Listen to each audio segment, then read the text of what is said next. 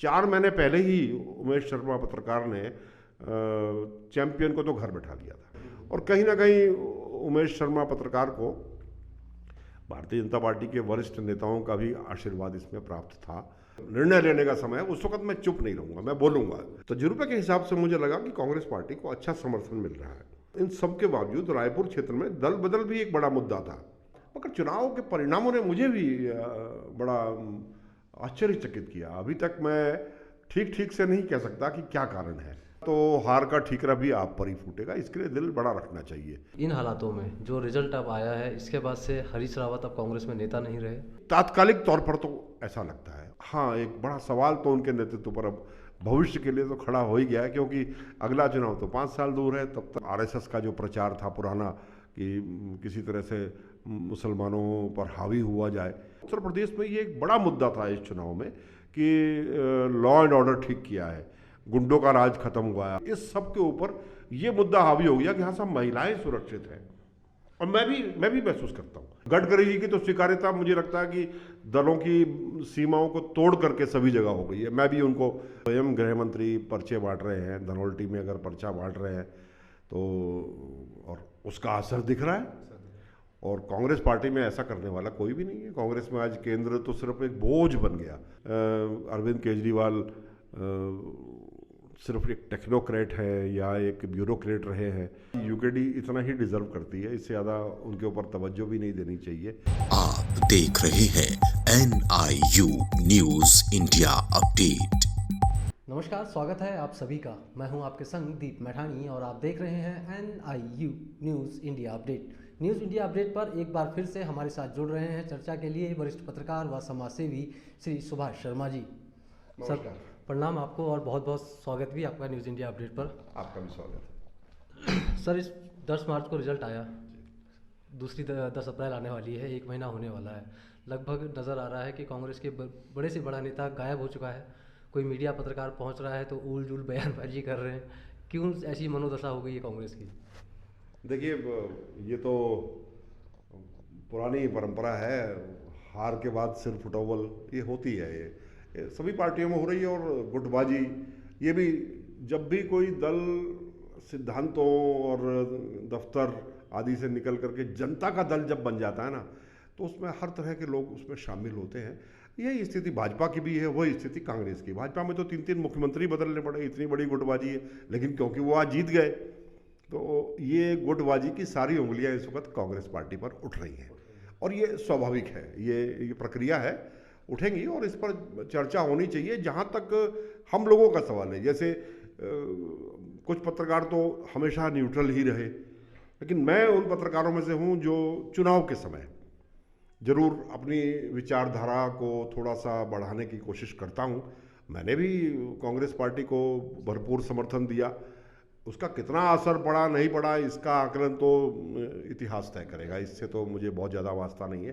पर एक जिंदा दिल पत्रकार हूँ, तो मैं हमेशा अपनी बात, अपनी राय निर्णय के समय, जब निर्णय लेने का समय है, उस वक्त मैं चुप नहीं रहूँगा, मैं बोलूँगा। अपनी पसंद और नापसंद तर्कों के साथ मैं जरूर बोलूँगा। और मैंने कांग्रेस के पक्ष में इस बार बोला। मुझे लगता था कि कांग्रेस पार्टी को इस वक्त लोग विकल्प के रूप में देख रहे हैं। और बड़ी तादाद में चुनाव से पहले और चुनाव से लगभग 6-8 महीने पहले से ही ऐसा माहौल बन गया था कि महंगाई, बेरोजगारी, जगह जगह अप्रेंटिस और जिन लोगों को नौकरियों से निकाला गया, जिनको स्थायीकरण है, कोर्ट के आदेश, सुप्रीम कोर्ट के आदेश, उनके बावजूद भी पुलिस की ग्रेड पे सरकारी कर्मचारियों की समस्याएं, असमान वेतनमान, समान कार्य का समान वेतन जो मिलना चाहिए, इस तरह की बहुत सारी समस्याएं थी। और समाज के हर वर्ग में लगभग असंतोष था। ये खाली हमने ही महसूस नहीं किया, ये कांग्रेस पार्टी का जो माफ कीजिएगा, जो भारतीय जनता पार्टी का जो लीडरशिप है, ये उसने भी महसूस किया। इसीलिए उन्होंने बार बार यहाँ पर अपने मुख्यमंत्री तक बदले, 3-3 मुख्यमंत्री बदल डाले 10 महीने के अंदर। इसी क्रम में मैं थोड़ा सा और आगे बढ़ा दूँ कि मैं स्वयं सक्रिय रूप से इन चुनावों में जनता के बीच रहा हूँ, अपनी पसंद के प्रत्याशियों के समर्थन में। और मुझे जो नज़र आया, मेरा भी लगभग 40-42 साल का तो बहुत सक्रिय, और वैसे तो 50 साल मुझे हो गए सामाजिक राजनीतिक क्षेत्र में। तजुर्बे के हिसाब से मुझे लगा कि कांग्रेस पार्टी को अच्छा समर्थन मिल रहा है। और यहाँ इन सब के बावजूद रायपुर क्षेत्र में दल बदल भी एक बड़ा मुद्दा था। जो स्थानीय विधायक थे वो दल बदल कर गए थे, और न केवल जनता और कांग्रेस ही उनका विरोध कर रही थी, बल्कि भारतीय जनता पार्टी का भी एक बड़ा वर्ग उनका विरोध कर रहा था। इस नाते ऐसा लगा कि वयोवृद्ध जो राजनीतिज्ञ है, हीरा सिंह बिष्ट जैसे इस क्षेत्र का, ये मैं उदाहरण के तौर पर बता रहा हूँ, तो ऐसा लगा जैसे उनको समर्थन काफ़ी अच्छा है जनता के अंदर। स्वतः स्फूर्त लोगों का उनके रैलियों में आना, भीड़ में आना और उत्साह के साथ आना, लाई गई भीड़ और आई हुई भीड़ में जो फर्क होता है, इतना भेद तो मैं एक पत्रकार के नाते कर ही लेता हूँ। तो ऐसा एक माहौल बना, और महंगाई भी एक मुद्दा था। मगर चुनाव के परिणामों ने मुझे भी बड़ा आश्चर्यचकित किया। अभी तक मैं ठीक से नहीं कह सकता कि क्या कारण है। कई कारण मिक्स हो गए। हाँ, जब गौर से देखते हैं तो अब आज तो सारी गाज हरीश रावत जी पर ही गिर रही है, और वो गिरती है। अगर आप नेता हैं तो जीत का श्रेय आपको मिलेगा, तो हार का ठीकरा भी आप पर ही फूटेगा। इसके लिए दिल बड़ा रखना चाहिए। हरीश रावत जी को भी मेरी सलाह, मैं तो किसी पॉलिटिकल पार्टी का सदस्य नहीं हूँ, मगर हाँ, उनके प्रति मेरा एक उनकी संघर्ष की क्षमता, उनका जो लड़ाई लड़ने का जज्बा, मुद्दे को जनता तक पहुँचाने का जो उनका तरीका है, मैं इनसे प्रभावित रहा हूँ, पहले से रहा हूँ। तो इस नाते मुझे भी लगता था कि वो कहीं आगे आ रहे हैं, लेकिन आज अब ऐसा लगता है कि कहीं ना कहीं उनके द्वारा जो एक मैं समझता हूँ वो भी कहीं ना कहीं भ्रमित हो गए। जो मीडिया में लगातार आता रहा कि उनकी लोकप्रियता काफ़ी ज़्यादा है, 40% के करीब है, धामी से भी 28-30, मतलब उनकी 28 थी, इनकी 40 तक चली गई थी, और बाद में भी शायद जो गैप था वो 5-6% का रह गया था, और 5-6% हरीश रावत जी ऊपर ही थे।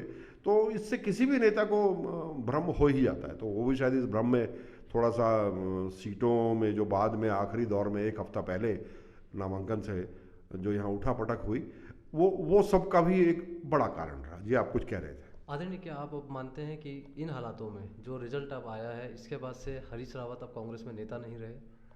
देखिए, तात्कालिक तौर पर तो ऐसा लगता है, और मेरी व्यक्तिगत सलाह है, हरीश रावत जी ने अपना क्लाइमैक्स जो लाइफ का होता है ना, ऐसा मुझे लगता है वो देख चुके।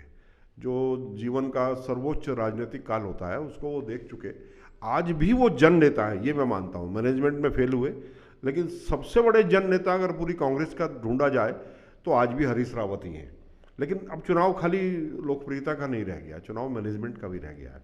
तो उसमें कहीं ना कहीं वो फेल हुए, और हाँ, एक बड़ा सवाल तो उनके नेतृत्व पर अब भविष्य के लिए तो खड़ा हो ही गया है, क्योंकि अगला चुनाव तो 5 साल दूर है। तब तक स्वास्थ्य, ईश्वर उनको शतायु करे, लंबी आयु दे, लेकिन ये सब मुद्दे अल्टीमेटली फिर गिनती इनकी होती है। जैसी भीड़ थी राहुल गांधी जी की रैली में, या जैसे अभी आपने बताया कि आप लोग रैलियां कर रहे थे, तो लोग अपने आप ही आप लोगों की रैली में आ रही थी। महंगाई, बेरोजगारी जैसे मुद्दों के लिए आवाज़ उठा रही थी जनता, मगर ये जनता ने सिर्फ आवाज़ उठाई। वोट के टाइम पे जब ज़रूरत थी बदलाव करने की तो वो बदलाव नहीं किया। क्या देखते हैं अब क्या बाज़ार में अर्थव्यवस्था, महंगाई, बेरोजगारी, ये सब चीज़ें मुद्दे नहीं रह गए?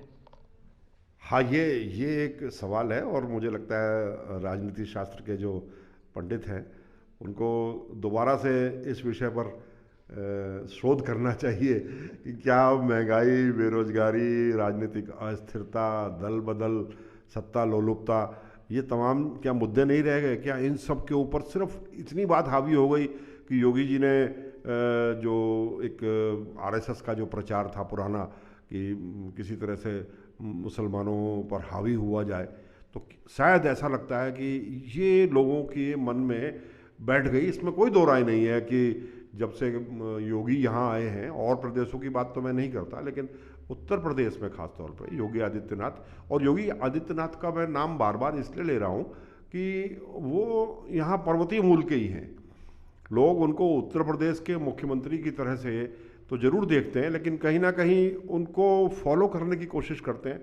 ये एक भावनात्मक लगाव, ये स्वाभाविक है, ये सब जगह होता है कि हमारे यहाँ उत्तराखंड का ही एक व्यक्ति उत्तर प्रदेश जैसे राज्य में अपना डंका बजा रहा है, तो लोगों ने कहीं ना कहीं उनको भी फॉलो किया। और उत्तर प्रदेश में ये एक बड़ा मुद्दा था इस चुनाव में कि लॉ एंड ऑर्डर ठीक किया है, गुंडों का राज खत्म हुआ है। हालांकि जो दूसरी घटनाएं वो तो होती रहती हैं और होती रही हो, तो भगवान राम के ज़माने में भी होती रही हैं इस तरह की घटनाएं।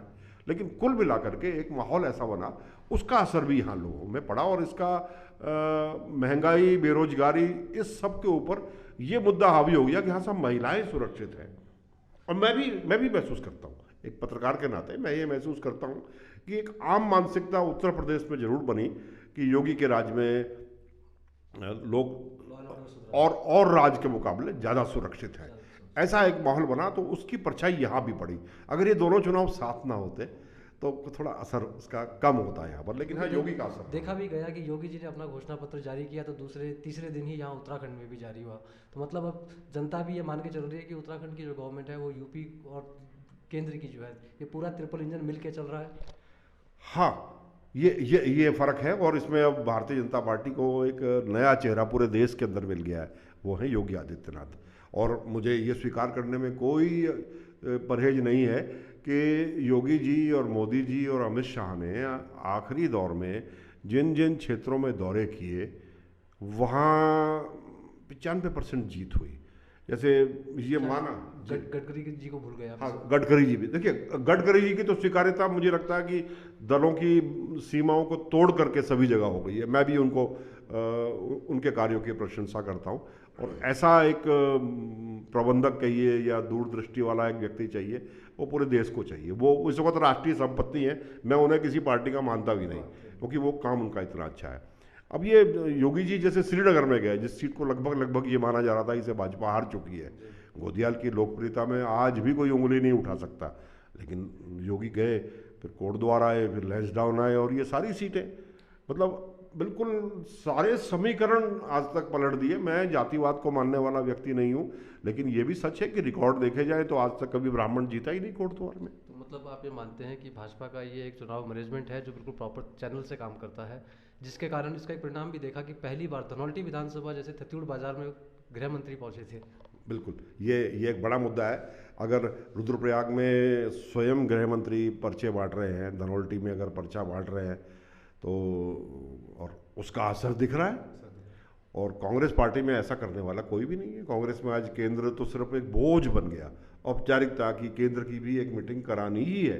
अच्छा, वो करा भी दी गई, वो सक्सेसफुल भी हो गई, वो बहुत अच्छी मीटिंग बाद में हुई भी, राहुल गांधी की जो सबसे पहले दौर में हो गई थी, बड़ी मीटिंग हुई। और उसकी तुलना जब मोदी जी से की गई तो सभी ने ये स्वीकार करा कि ये राहुल जी से बड़ी तो नहीं है। राहुल जी में भीड़ ज़्यादा देखी गई, इसमें भी कोई दो राय नहीं है वो। लेकिन वो क्या है कि कांग्रेस के स्थानीय लोग अपनी इज्जत बचाने के लिए भीड़ लाते हैं, उनके लिए ये स्थिति हो गई। स्वतः स्फूर्त भीड़ अब राहुल गांधी के लिए आती नहीं है, और सच भी है। उन्होंने आप बड़े प्रखर तरीके से आजकल विरोध कर रहे हैं। अभी शुरू में आपने कुछ ट्वीट किए थे, गद्दी छोड़ दो राहुल गांधी जी और सोनिया गांधी। नहीं, मैं तो ये मानता हूँ कि इस देश के अंदर लोकतंत्र को जिंदा रखने के लिए ज़रूरी है कि विरोधी दल भी उतना ही मजबूत हो। एक ही दल का शासन अगर बार बार आता रहेगा और उसका विरोध करने वाला कोई नहीं होगा, तो ये स्वाभाविक प्रवृत्ति है, वो दल तानाशाह हो जाता है। आदरणीय, अभी बार बार कहा है, क्या कहा जाता है, 70 साल राज किया कांग्रेस ने, इनका तो अभी दूसरी टर्म ही चल रही है। नहीं, मैं ये मानता हूँ कि इनकी दूसरी टर्म चल रही है, लेकिन कांग्रेस पार्टी का तो स्पष्ट नज़र आ रहा है ना कि उत्तर भारत में कोई नेता ही नहीं है। जो दक्षिण भारत चले गए वो भी धीरे धीरे वहाँ अपनी ग्राउंड लूज कर रहे हैं। केरल से आप सांसद हैं राहुल जी, तो केरल का चुनाव भी हार गए। केरल में तो ऐसा कभी हुआ ही नहीं था कि कम्युनिस्ट कोई सरकार वहाँ रिपीट करे, तो कम्युनिस्ट पार्टी ने फिर वहाँ रिपीट कर लिया, जो लेफ्ट का गठबंधन है उसने। तो राहुल गांधी तो वहाँ हार चुके। तो आप पूरे देश भर की अगर बात की जाए तो पूरे देश भर में कांग्रेस के इन वरिष्ठ नेताओं की स्वीकार्यता खत्म हो चुकी, और ये संक्रमण काल है। मैं किसी दल विशेष का एंडोर्समेंट यहाँ नहीं कर रहा, लेकिन यही हाल रहा तो जनता तो विकल्प ढूंढती है। अब ये आम आदमी पार्टी कांग्रेस पार्टी को रिप्लेस कर लेगी एक दिन, ऐसा मुझे लगता है, क्योंकि अभी इनके यहाँ अभी अध्यक्ष, कार्यकारी अध्यक्ष कौन बने कौन ना बने, इसी की लड़ाई चल रही है। उन्होंने गुजरात, हरियाणा और हिमाचल प्रदेश तीनों में उन्होंने यहाँ अपने काम भी चालू कर दिए। जैसा उन्होंने उत्तराखंड में भी किया था। आदरणीय कर्नल जैसे ईमानदार व्यक्ति को उन्होंने यहाँ से उम्मीदवार उठाया, आपने देखा उनकी क्या दुर्गति हुई। हाँ, ये हालांकि हमें तो यही उम्मीद थी। आम आदमी पार्टी कम से कम एक सीट अपनी तो जीती। हाँ, दरअसल क्या है कि थोड़ा सा यहाँ गच्चा खा गए। अगर आप कहें कि अरविंद केजरीवाल सिर्फ एक टेक्नोक्रेट है या एक ब्यूरोक्रेट रहे हैं, तो ये उनको समझने में भूल है। वो बहुत खाटी राजनीतिज्ञ हैं। वो आम आदमी पार्टी उन्होंने नाम रखा है, तो अपनी बात को आम आदमी पार्टी की भाषा में बोलना जानते हैं, जो कर्नल नहीं जानते। मैं जहाँ तक मुझे लगता है, कर्नल तो मेरे बचपन से मेरे जानने वाले हैं, मेरे वो प्रिय हैं, मैं उनको बचपन से बल्ली बोल करके बुलाता हूँ। लेकिन ये सच है कि जब तक SS कलेर इसका नेतृत्व कर रहे थे तब तक पार्टी लगातार आगे बढ़ रही थी। लेकिन जैसे ही कर्नल आए, इनकी कार्यशैली से फिर जनता भी दूर होती चली गई और कार्यकर्ता भी निराश होकर के घर अरे एक जरा देखा गया इस चुनाव में कि तीनों ही पार्टी के मुख्यमंत्री प्रत्याशी साइड लाइन। ये भी बड़ी बड़ी हैरानी की बात है कि तीनों राजनीतिक दलों के मुख्यमंत्री बिल्कुल साइडलाइन हो गए। जनता ने उन्हें नकार दिया, वो तो धामी हार गए। हरीश रावत जी अपने आप को चेहरा बना करके बैठे हुए थे। तो ये तो राष्ट्रीय दल हैं उत्तराखंड के, लेकिन बात की जाए उत्तराखंड के क्षेत्रीय दल, इसमें जिनकी उम्मीद की जा रही थी कि इसे जीवित रखेंगे, दल 2022 के बाद अब 27 तक चल जाएगा, तो इसकी दुर्गति पे क्या कहते हैं आप? मैं बस संक्षिप्त में बोलूँगा, और आज UKD इतना ही डिज़र्व करती है, इससे ज़्यादा उनके ऊपर तवज्जो भी नहीं देनी चाहिए कि जिस उद्देश्य को लेकर के उत्तराखंड क्रांति दल चली थी कि पृथक पर्वतीय राज्य बने, वो पूरा हो गया। अब उनकी ज़रूरत नहीं है। उन्हें इस पार्टी को वाइंड अप करके और जहाँ भी अच्छा लगे चले जाना चाहिए। वो उनकी प्रासंगिकता इस प्रदेश में ख़त्म हो चुकी है, ये मैं मानता हूँ। उसका बड़ा कारण ये है कि यहाँ लोग केंद्रीय सेवाओं में ज़्यादा है, सरकारी सेवाओं में ज़्यादा है। तो फौजी थोड़ा क्षेत्रवाद की से परहेज रखता है। यहाँ हर घर में फौजी, पूर्व फौजी है, तो अब आगे भी इनके लिए कोई स्कोप है नहीं। आदरणीय, लेकिन ये भी देखा गया कि जो युवा नेता हैं, मैं अगर UKD की ही बात करूँ, शिव प्रसाद सेमवाल इंडिया की UKD के नेता थे और लंबे समय से मेहनत कर रहे थे। गांव-गांव में हर पुलिस पे ग्रेड का मुद्दा हो, उपनल का मुद्दा हो, डिलाइट के बच्चों का मामला हो, फार्मासिस्टों का मामला, मतलब हर धरने में वो गए। पर क्या कारण हुआ कि 2000 का भी आंकड़ा वोट में नहीं पार कर पाए? ये जो 11 सीट है ना, 10 सीट देहरादून की, इसमें सिर्फ एक सीट पर अगर एक प्रत्याशी के अंदर थोड़ी चमक है तो उससे पार्टी नहीं उठ सकती। ये उनका व्यक्तिगत प्रयास है। और ये मैं मानता हूँ कि शिव प्रसाद सेमवाल के लिए जो समर्थन जनता में है वो 2000 से कहीं ज़्यादा है। मैं आज भी मानता हूँ इस बात को शिव प्रसाद सेमवाल के लिए। लेकिन मानसिकता फिर ये होती है कि यार इनकी पार्टी का कहीं अता पता नहीं है, इनकी पार्टी कहीं जीतेगी नहीं। तो जो आपके साथ जो मन बना करके बैठे थे, फिर वो भी मन बदल लेते हैं। तो लास्ट में जब आपको हारता हुआ लोग देखते हैं ना, तो आपके जो करीबी लोग हैं, यहाँ तक कि जो बूथ मैनेजमेंट कर रहा है, वो भी कहता है यार 2 बजे के बाद तो वहाँ बिल्कुल मक्खियाँ उड़ रही थी हमारे बूथ पर, तो वो भी शायद वोट ना दे। ऐसी स्थिति आ जाती है, निराश हो जाता है कार्यकर्ता। आदरणीय, बात की जाए इन क्षेत्रीय दलों में, क्षेत्रीय नहीं राष्ट्रीय दलों में जाते हैं वापस।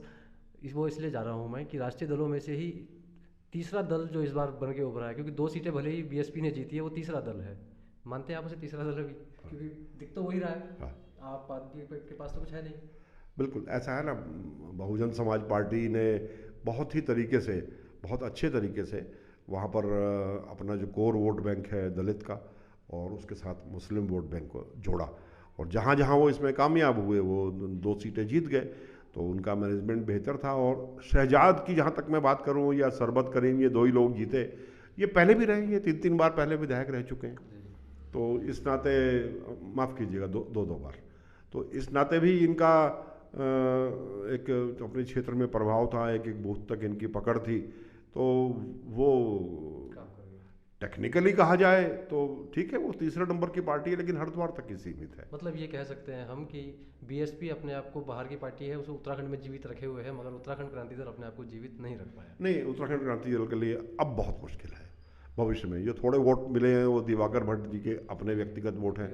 वो निर्दलीय लड़ेंगे तो भी इससे 2-3 हज़ार कम वोट तो तब भी ले जाएंगे, या पुष्पेश लड़ेंगे वहाँ से त्रिपाठी, तो वो भी इतने वोट ले जाएंगे। ये इनके व्यक्तिगत वोट है, ये पार्टी का वोट नहीं है। आदरणीय, अब अगर बात की जाए निर्दलीय उम्मीदवारों की, कैसे देखते हैं इस बार आप उत्तराखंड में निर्दलीय उम्मीदवारों का दबदबा? मैं हैरान हूँ।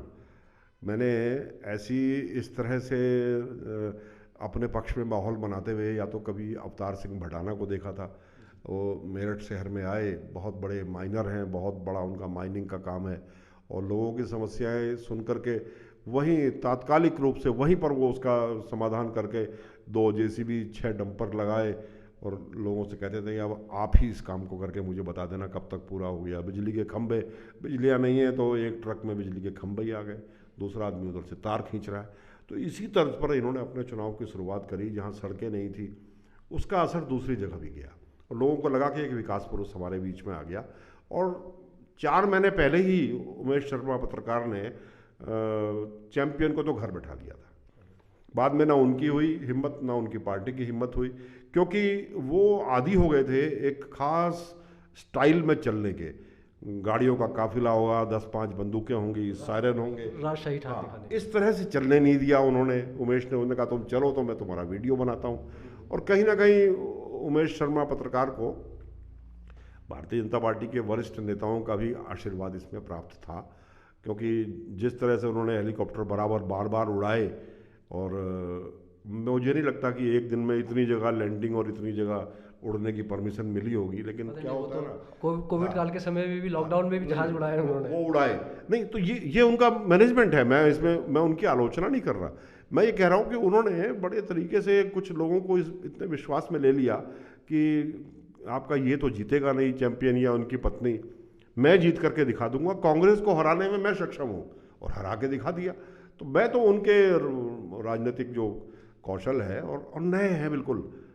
मुझे लगता था मिस एडवेंचर हो गया शुरुआत में, लेकिन जिस तरह से उन्होंने अपनी लोकप्रियता बढ़ाई और वो बढ़ा करके उसको मेंटेन रखा, आखिरी 5-6 दिनों में भी उन्होंने उसको मेंटेन रखा और बड़ी अच्छी 5-6 हज़ार वोट से जीत के दिखा दिया। मैं उनको बधाई भी देता हूँ। हाँ। ऐसा ही यमुनोत्री विधानसभा के प्रत्याशी रहे संजय डोभाल। हाँ, जैसे वो डोभाल है, उस क्षेत्र की थोड़ी सी अलग तरीका है। वहाँ लोग देवता को और जो वहाँ सियाणे हैं इनको लोग मानते हैं। वहाँ जन भावनाएं उनके प्रति पिछले वर्ष से थी। तो पिछले वर्ष भी वो दूसरे नंबर पर रहे थे 2017 में भी। तो इस बार वो उनका जो सारे लोगों का स्थानीय वो जनता के प्रत्याशी हो गए थे एक किस्म से। अब के ये बात सब जगह फैल गई, उनको पूरा समय मिला, और कहीं ना कहीं लोग ऐसा भी मानते थे कि उनको टिकट दिया जाना चाहिए था, ऐसा भी मानते हैं। वो टिकट नहीं मिला तो सहानुभूति हो गई। और भारतीय जनता पार्टी ने इस बीच बिजलवाण जी को काफ़ी बदनाम भी कर दिया।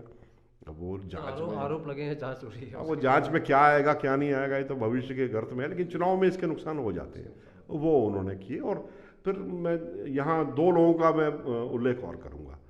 एक तो धनोल्टी के प्रीतम। देखिए, आज कुछ लोग उंगलियां उठा सकते हैं कि ये तिगड़म करी, वो तिगड़म करी, लेकिन हमें नहीं भूलना चाहिए कि वो इससे पहले भी निर्दलीय चुनाव जीत करके आते रहे। और जिस क्षेत्र में यूकेडी का फुल फॉर्म भी लोग नहीं जानते, वहाँ यूकेडी के टिकट पर भी वो 2 अलग अलग विधानसभाओं से जीत कर आए हैं। तो सारी तिगड़मों के बावजूद भी ये उनकी लोकप्रियता का एक प्रमाण पत्र उनको एक बार फिर से मिल गया। और एक व्यक्ति और जिसका मैं ज़रूर उल्लेख करूँगा वो है कनक धनई। मैं जानता हूँ उन्हें और मेरी 4 साल पहले से वार्ता होती रही। यहाँ ये बताना प्रासंगिक नहीं है कि वो हमारे दिनेश धनई पूर्व मंत्री जो निर्दलीय भी रहे हैं, जो बहुत थोड़े से मार्जिन से इस बार हारे, वो उनके पुत्र हैं। ये जब यूके में पढ़ रहे थे तो एक अजनबी की तरह मेरा इनसे इंटरेक्शन किसी पोस्ट को लेकर के हुआ और फिर होता रहा।